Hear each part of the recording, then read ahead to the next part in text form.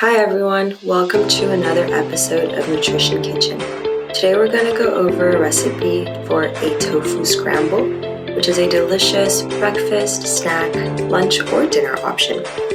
This recipe is going to yield 4 servings. You're going to start with a block of tofu, half a cup of raw vegetable of choice, half of a medium onion, 1 tablespoon of vegetable oil, 2 tablespoons of soy milk.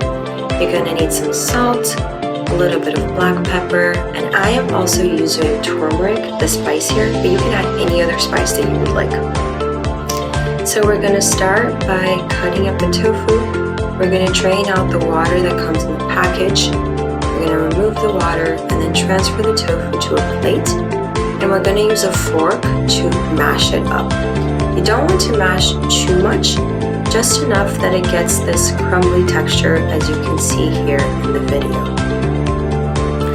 Then we're going to use a pot or a pan and we're going to add the oil and the onions, and we are going to saute until they are transparent and soft. And then we're going to add all of the other ingredients. I'm adding the vegetable. I'm using bell pepper here.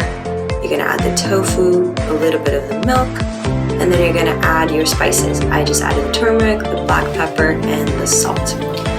And then you are going to cook this again until it is soft. I am also adding nutritional yeast. This is completely optional, but it just adds a cheesy-like flavor and more nutrients. You can add it if you want, or you can add anything else that you're interested in. Then I'm going to serve this with 2 slices of whole wheat bread that provide whole grains. I'm going to add avocado for the healthy fats, and a serving of the tofu scramble for healthy protein. I'm also going to add some sliced apples for more nutrient and fiber, and there you go. There is a balanced plate with a tofu scramble. Enjoy!